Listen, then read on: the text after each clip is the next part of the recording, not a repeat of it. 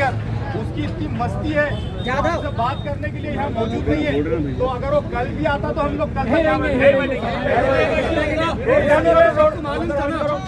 तक उन्होंने वार्ड को कहीं से भी यहाँ पे बुलाना चाहिए, क्योंकि उन्हें उतर के दादागिरियाँ कर रहा ना तो उसको छुपाया गया है। इसका मतलब वो जब तक यहाँ पे आता ही नहीं, जब तक हम लोग यहाँ से हटने वाले नहीं है, चाहे रात हो जाए या कुछ हो, जितने भी अपने और जो सब्जी वाले होंगे ना बोला सब आ जाओ बोलना।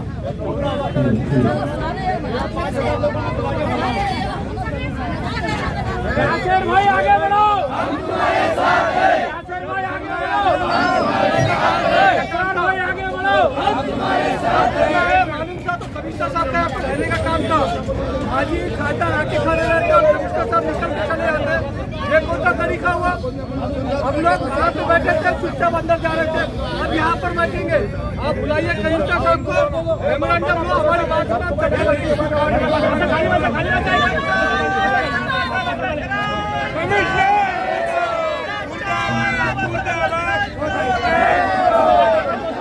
चलेगी, नहीं चलेगी, नहीं चलेगी, नहीं चलेगी,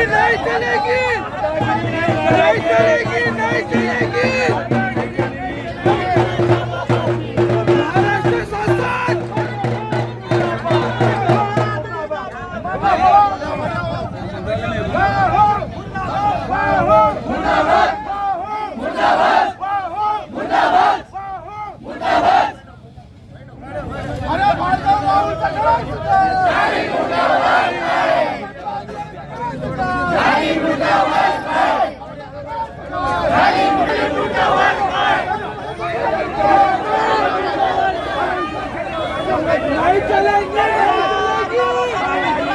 नहीं चलेगी, नहीं चलेगी।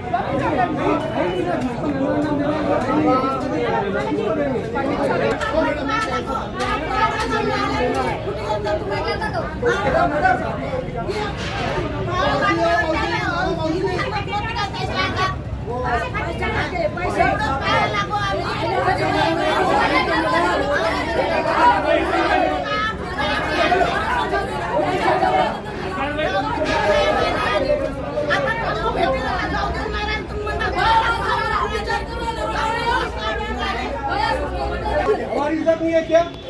बुलाओ उनको, अंदर बैठते हैं यहाँ पे, यही रिक्वेस्ट कर रहे हैं ना।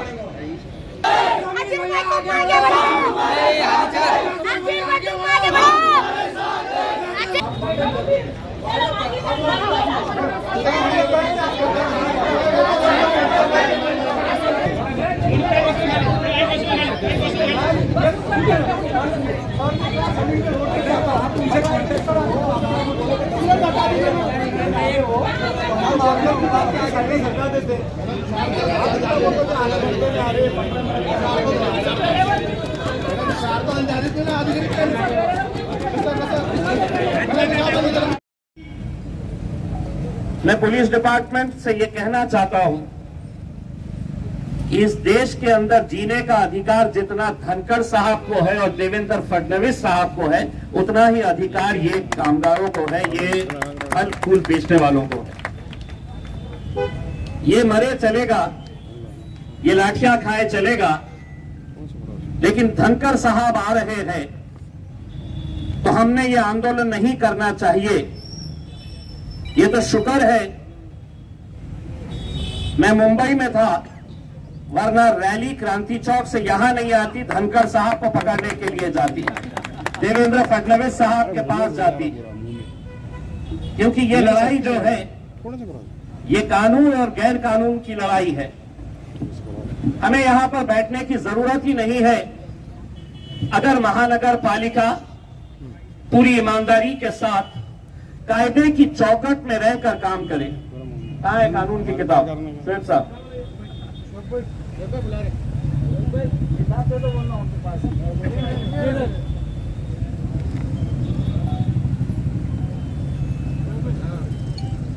ये शायद आप लोगों को समझ में नहीं आएगा, लेकिन जो अधिकारी वहां पर बैठे हुए हैं उन सबको ये अच्छी तरह से समझता है, क्योंकि पूरे महाराष्ट्र के अंदर जितनी महानगर पालिकाएं हैं उनके लिए ये कानून इन्हीं लोगों ने बनाए हैं, न ये आपने बनाए हैं न हमने बनाए हैं।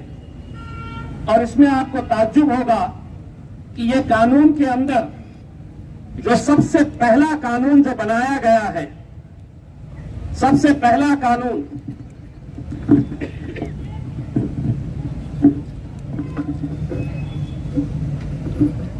पर है the street vendors protection of livelihood and regulation of street vending act 2014।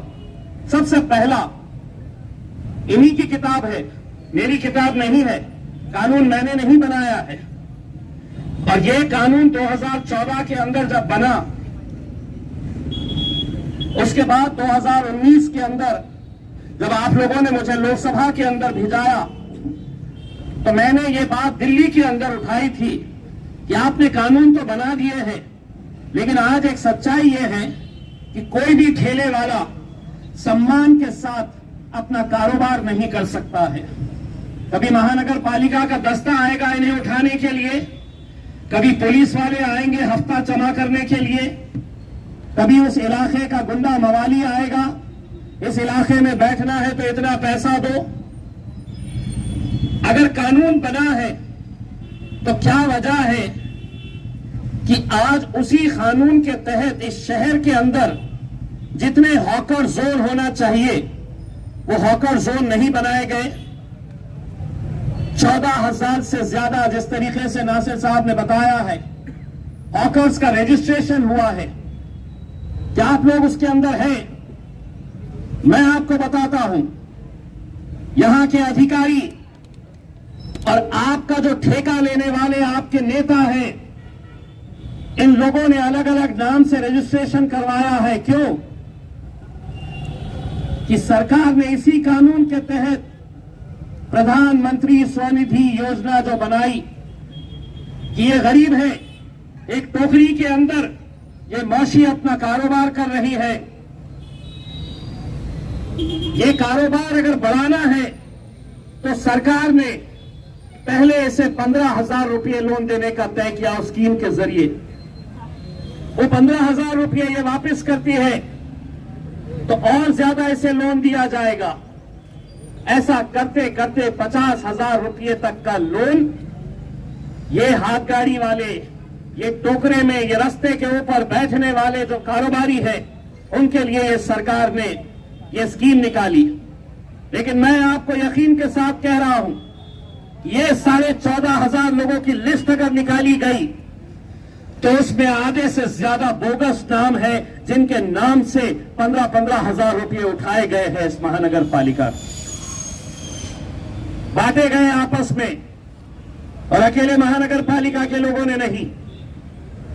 इसमें जो आपके यूनियन के कुछ पदाधिकारी हैं, जो शहर के छोटे मोटे लीडर हैं, वो सभी लोगों ने ये 15,000 रुपये उठाए आपके नाम पे, वापस किए, फिर 25,000 उठाए, वापस किए, फिर 50,000 रुपये आपके नाम के ऊपर उठाए गए। अगर नहीं तो मैं महानगर पालिका को यह कहना चाहता हूं कि जितने लोगों का रजिस्ट्रेशन हुआ है वो रजिस्ट्रेशन की लिस्ट ऑनलाइन डाले कि कौन से मोहल्ले के अंदर, मुकुंदवाड़ी के अंदर कितने ठेले वाले हैं, किसको लोन दिया गया है, उस्मानपुरे के अंदर कितने हैं, शाहगंज के अंदर कितने हैं, किरारपुरे में कितने हैं। ये पूरी लिस्ट आप डालिए, अपने वेबसाइट के ऊपर डालिए, आपको पता चलेगा कि कितने लोगों ने 15,000 कोई हाथ गाड़ी नहीं, कोई टोकरी के अंदर सब्जी फूल नहीं बेच रहा है, फल नहीं बेच रहा है, लेकिन आपके नाम के ऊपर 15,000, 25,000, 50,000 रुपये के लोन निकाले गए हैं। 50,000 लेने के बाद ये कोई वापस नहीं करने वाला, क्योंकि उनका पता ही वहां पर नहीं है। गलत तरीके से रजिस्ट्रेशन कराए गए, और सवाल यही पैदा होता है कि अगर ये कानून के तहत, अगर इन्हें सम्मान के साथ काम करने की, दो वक्त की रोटी कमाने की अगर इन्हें इजाजत दी जाए, तो ये क्या मांग रहे हैं? ये आपसे सिर्फ एक छोटी सी जगह मांग रहे हैं। महानगर पालिका की जिम्मेदारी है, कानून के तहत, मैं कोई भी बात कानून के अलावा नहीं बात कर रहा हूं, कानून के अंदर यह प्रावधान है कि हर मोहल्ले के अंदर हॉकर जोन होना चाहिए, हर एक को लाइसेंस देना चाहिए, आई कार्ड देना चाहिए। वो आई कार्ड से पता चलेगा कि कौन कहां पर बैठा हुआ है, किसका कौन सा इलाका है। लेकिन क्या यह सच्चाई नहीं है कि जो आ रहा है आपको उठाकर लेकर जा रहा है? मुझे बताया गया है कि हरसूल में किसी एक मुकाम के ऊपर जो जब्त करी हुई हाथ गाड़ियां हैं, कितनी हाथ गाड़ियां और जो वजन करने वाले कांटे होते हैं, कितने सारे हरसूल के अंदर पड़े हुए हैं। मैं मेरे तमाम जिम्मेदारों से यह कहना चाहूंगा, अगर इनकी मदद करना है तो प्रशासन को 8 दिन का समय दीजिए। एक एक गाड़ी इन्हें वापस मिलनी चाहिए, एक एक कांटा इन्हें वापस मिलना चाहिए। ये लड़ाई आप लोगों को, हम सबको मिलकर लड़नी है। आप बिल्कुल सही बात है, यहां पर बोलने वालों ने बताया है कि महानगर पालिका के अंदर सब कुछ अच्छा है, ऐसा नहीं है। गरीबों को किस तरीके से निशाना बनाया जाता है। कुछ दिन पहले एक अखबार के अंदर महानगर पालिका की तरफ से एक नोटिस आई, जिन जिन लोगों का टैक्स 1 लाख रुपए तक का नहीं भरा हुआ है, 1 लाख जिसका नहीं भरा है, उनकी प्रॉपर्टी जब्त की गई है। 1 लाख जिसका नहीं भरा गया है, ऐसे 32 लोगों की प्रॉपर्टी जब्त करके उसकी नीलामी करने की नोटिस महानगर पालिका ने दी। 1 लाख रुपया मैंने महानगर पालिका को लिखित के अंदर दिया हूं। कितने ऐसे लोग हैं शहर के अंदर जिसके 15 लाख, 20 लाख और 50 लाख रुपये बकाया है अभी तक? तुम उनको नहीं पकड़ोगे, गरीब को इसलिए पकड़ोगे कि तुम समझ रहे हैं कि गरीब की कोई आवाज नहीं है।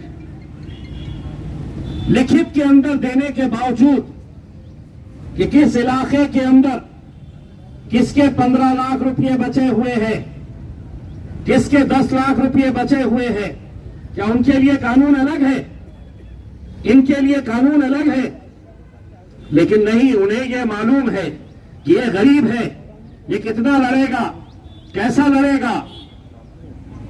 लेकिन आपको मैं यकीन दिलाना चाहता हूं, कोई आए ना आए आपकी लड़ाई लड़ने के लिए, ये जितने खड़े हुए हैं मेरे साथ, ये आधी रात को आपके लिए खड़े रहने के लिए तैयार रहेंगे। मुझे खुशी है कि आपकी लड़ाई के लिए जिस तरीके से ये लोग अपने अपने इलाके के अंदर गए, मोहल्ले मोहल्ले के अंदर गए, और आप लोगों से यही अपील की कि ये लड़ाई हम लड़ेंगे आपके साथ मिलकर। हम भी चाहते हैं, हमारा क्या मफाद है इसके अंदर, हमारी सिर्फ यही कोशिश है कि ये गरीबों ने सम्मान के साथ, ऐसा नहीं कि महानगर पालिका की गाड़ी आ रही है तो महातारी बाई टोकरा उठाकर भाग रही है, हाथ गाड़ी वाले भाग रहे हैं। ये जहां पर हो रहा है, मैं एक धंधा कर रहा हूं तो मैं कहीं पर भी खड़े रह सकता हूं, कितनी भी सड़क के ऊपर मैं आ सकता हूं। इसका ख्याल हमको भी करना है। हमको भी ये बात सोचनी है कि जहां पर हम दीवार को लगकर अगर हम खड़े रह सकते हैं, चाहे वो केले बेचिए, फूल बेचिए, फल बेचिए, सब्जी बेचिए, जो बेचना है, लेकिन क्या ये सच्चाई नहीं है कि कई ऐसे रास्ते हैं कि जहां पर रास्तों के ऊपर हाथ गाड़ियां लगाई जा रही है। अगर हम इनका समर्थन नहीं कर रहे हैं महानगर पालिका, तो ऐसी हरकतों का भी हम समर्थन नहीं करेंगे, क्योंकि कानूनी लड़ाई हम उसी वक्त लड़ सकते हैं पूरी ताकत के साथ कि जब हम अपने नियमों के अंदर रहेंगे। यकीनन आज इनके पास कोई भी उन्होंने हॉकर जोन नहीं तैयार किया है, इसीलिए ये डर डर के कारोबार आपको करना पड़ रहा है। लेकिन हम महानगर पालिका के अधिकारियों से अनुरोध करते हैं कि आप जब तक हॉकर जोन नहीं बनाते हैं, तब तक आपने ये जो मिलिट्री इन लोगों के ऊपर छोड़ रखी है, वो मिलिट्री को अंदर ही रहने दीजिए।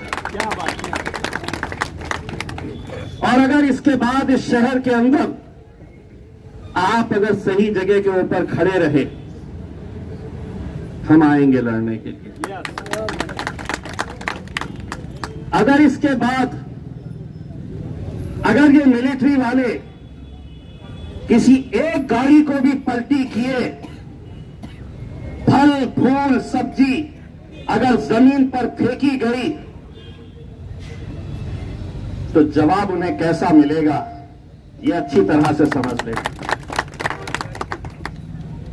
हम यकीनन कायदे कानून का पालन करना चाहते हैं, लेकिन हम लोगों को भी बड़ी जिम्मेदारी के साथ, हमें तो 2 वक्त की रोटी कमानी है, 2 वक्त का खाना हमें कहां से मिलता है। आप जब सुबह सुबह निकलते हैं, धूप में बैठते हैं, चाहे बारिश हो चाहे ठंडी हो, आप किससे फिक्र इस बात की रहती है कि आज के दिन मैं कारोबार अगर करूंगी या करूंगा तो मेरे घर का चूल्हा जलेगा। सम्मान के साथ आप भी काम करिए। यकीनन अगर कोई कायदा कानून तोड़ेगा तो हम उसके खिलाफ जाएंगे। आप लोग भी ये समझ लीजिएगा कि मजलिस आपके साथ पूरी ताकत के साथ खड़े रहेगी। और ये लड़ाई सिर्फ हमारी है ऐसा नहीं है। कभी उनके पास भी जाओ जो सिर्फ 5 साल के अंदर आपको नजर आते हैं, 5 साल के बाद आपको दिखाई देते हैं, उनके पास भी जाइए, उनसे भी कहिएगा कि ये लड़ाई जो असरार लड़ रहा है, शारिक लड़ रहा है, नासिर लड़ रहा है, समीर लड़ रहा है, साबिर भाई लड़ रहे हैं, विकास हेड़के लड़ रहा है, ये लड़ाई के अंदर सब लोगों को आने की जरूरत है। मैं आप लोगों से सिर्फ इतना अनुरोध करना चाहता हूं कि जो मेमोरेंडम आज महानगर पालिका के आयुक्त को, कमिश्नर को दिया जाने वाला है, उसमें हम कोई ऐसी मांग नहीं रख रहे हैं।